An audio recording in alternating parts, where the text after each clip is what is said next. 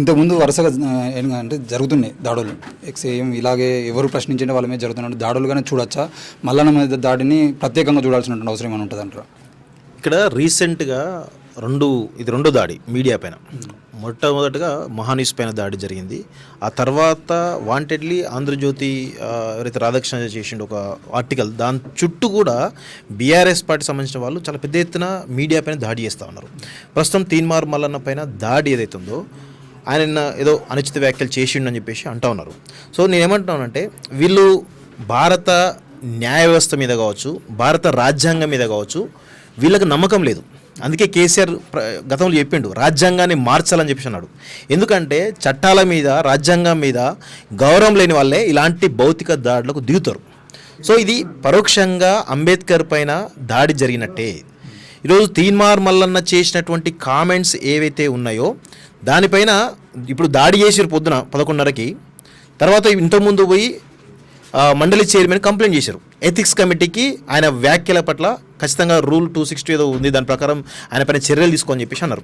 అదే ప్రాసెస్ అంటే ఎప్పుడైతే సిస్టంలో ఉండి సిస్టంలో ప్రాసెస్ ప్రకారం చేయాలి. ఎందుకంటే గత 10 సంవత్సరాల్లో ఈ కల్వకుంట్ల కుటుంబం వాళ్ళ అధికారంలో ఉన్నప్పుడు ఈ రాజ్యాంగాన్ని కావచ్చు, రాజ్యాంగ శాసనాలకు విరుద్ధంగా పాలన చేసి తీన్మార్ మల్లన్న పైన కావచ్చు, రగన్న పైన కావచ్చు, నా పైన కావచ్చు, చాలామంది పైన అక్రమ కేసులు పెట్టి, చిత్రహింసలు పెట్టి, మాలాంటి వాళ్ళని చిత్రహింసలు పెట్టడానికే వాళ్ళు సపరేట్గా ఎస్ఓటి అనేటువంటి ఒక పోలీస్ డిపార్ట్మెంట్ ఒక వింగ్ను తయారు చేసిన వాళ్ళ పని ఏంది?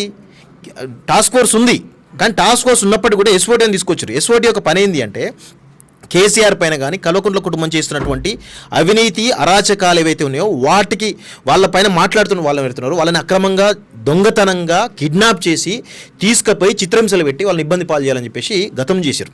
సో వాళ్ళకి సిస్టమ్ తెలుసు. అంటే అధికారంలో ఉన్నప్పుడు అట్లా చేశారు, సిస్టమ్కి వ్యతిరేకంగా మీరు. ఇప్పుడు అధికారం కోల్పోయారు. సో ఇప్పుడు ఏం చేయాలి? వీళ్ళకు ఇప్పుడు న్యాయ వ్యవస్థ పైన చట్టం ప్రకారం, న్యాయం ప్రకారం పోవాలి అంటే టైం పడుతుంది. అంత టైం తీసుకోవద్దనే దాంట్లో భౌతిక దాడులకు తెగబడ్డారు. ఈరోజు వాస్తవంగా చెప్పాలంటే ఎమ్మెల్సీ కవితకు బీసీ ఉద్యమాలకు సంబంధం లేదు. అసలు గత 10 సంవత్సరాలు ఒక సీఎం కూతురిగా, ఎంపీగా ఉన్నావు, ఎమ్మెల్సీగా ఉన్నావు కదా, ఏనాడైనా బీసీలకు జరిగినటువంటి అన్యాయం, కేసీఆర్ 32% ఉన్న రిజర్వేషన్ 23% తగ్గించినప్పుడు ఆనాడు ఎప్పుడు కూడా మాట్లాడలేదే కవిత. ఇప్పుడు వాళ్ళ ఇంట్లో ఉన్నటువంటి ఆ జగడం ఏతుందో, ఇటు అన్నా చెల్లెల మధ్య జరుగుతున్నట్టు వాళ్ళ మధ్య అధికార పోరాటం అవుతుందో దానిలో భాగంగా ఈరోజు బీసీలను వాడుకోవాలని చూస్తున్నారు. ఏం రైట్ ఉంది బీసీలకు సంబంధించి వాడుకోవడానికి? ఈరోజు బీసీలు కొత్తగా ఇప్పుడే మీరు ఉద్యమాలు చేస్తేనే బీసీలు తెరపైకి వస్తున్నారా? బీసీలు అవేర్నెస్ అవుతున్నారా? ఎప్పటి నుంచో జరుగుతూ ఉంది. ప్రతిసారి కూడా అంటే బీసీల అంశం ఏదైతే తెరపైకి వస్తుందో మరొక పోరాటం తీసుకురావడం వీళ్ళకు అంటే అగ్రవర్ణాలకు సంబంధించిన వాళ్ళు చాలా పెద్ద చేస్తున్నారు. మండల ఉద్యమం నుంచి మొదలు అంతకు ముందు నుంచి కూడా, మండల ఉద్యమానికి ముందు నుంచి కూడా ఎప్పుడైతే బీసీలు అవేర్నెస్ అవుతున్నారో దానికి కౌంటర్గా ఉద్యమాలు జరుగుతూ ఉన్నాయి. సో ఇప్పుడు కూడా ఈ బీసీల ఉద్యమాన్ని కవిత వాడుకోవాలని దానిలో ప్రయత్నం చేస్తూ ఉంది. దానిలో భాగంగానే తీన్మార్ మల్లన్న పైన దాడి జరిగిందని చెప్పేసి ఈరోజు బీసీ సంఘాలకు సంబంధించినటువంటి బీసీ నాయకులు ఎవరైతే ఉన్నారో మేము అందరం కూడా భావిస్తాను. ఇది తీన్మార్ మల్లన్న ఒక్కడిపై జరిగిన దాడి కాదు, ఇది ఒక బీసీ సమాజం పైన జరిగినటువంటి దాడి. ఎంత దారుణంగా అంటే ఈరోజు క్యూనిస్ ఆఫీస్కి వస్తే మొత్తం రక్త మడుగులో ఈ క్యూనిస్ ఆఫీస్ అంతా ఉంది. అంటే ఎంత పెద్ద ఎత్తున రక్తపాతం సృష్టించరు. ఈరోజు బీసీల గురించి తీన్మార్ మల్లన్న ఒక పార్టీ పెడుతున్నాడు. సో ఎక్కడ ఈ కవిత కూడా వాళ్ళ కుటుంబంలో విభేదించి తను కూడా ఒక ఓన్ పార్టీ పెట్టడం దానిలో ఉన్నది. ఈరోజు తెలంగాణ రాష్ట్రంలో ఒక పొలిటికల్ స్పేస్ను వాడుకోవడం దానిలో ప్రయత్నం జరుగుతూ ఉంది, అంటే బీసీలను మోసం చేయడానికి ఇదంతా. సో ఈ క్రమంలో తీన్మార్ మల్లన్న కూడా నిన్న సాయంత్రం జహీరాబాద్లో పార్టీ అనౌన్స్ చేయడం జరిగింది. సో ఈ క్రమంలో బీసీలను రాజకీయంగా ఎదగకుండా ఉండడానికే కవిత ఈ యొక్క భౌతిక దాడులు చేసి బీసీ సమాజాన్ని భయపెట్టాలని దాంట్లో ఒక ప్రయత్నం చేసింది. సక్సెస్ అవుదాం దాంట్లో ఒక భ్రమంలో ఉంది. కానీ ఇది ఖచ్చితంగా మేము చెప్తున్నాం, ఇది మీరు ఇలాంటి దాడులు, భౌతిక దాడులు గతంలో చాలా చూసాం. 10 సంవత్సరాల్లో మీరు అధికారంలో ఉన్నప్పుడు ఎంత ఏ వ్యవస్థలో వాడుకొని ఎంత ఎలా చూసారు. ఆనాడే మేము భయపడలేదు.